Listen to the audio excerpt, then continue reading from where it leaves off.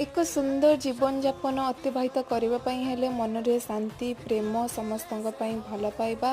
गुरुजन मानक सम्मान सबू रही आवश्यक हेले जेहेतु आम मनीष सब आम भितर राग क्रोध हिंसा रही किंतु आमे आमर कर्तव्य आम सब चेष्टा करवा कि जमी एसबुठू दूरे रहा बहुत ही भल भल कथा कहूँ हेले ये सब मो पाटर भीतर शोभा पाऊनी राग बोली गोटे जिनस भगवान मो भितर खंजिकी भलसे देइछंदी किंतु मो रागी सत हेले रागरे कहार किसी क्षति करे जहाँ पाटर कहवा कथा सीधा सीधा कहीदिए बहुत ही मो विषय कथा कही सारे। तो आज थी गणेश पूजा आम सका आम सांग मैंने समस्ते जाकि प्रथम अंगनवाड़ी पुष्पांजलि देइलु देन राति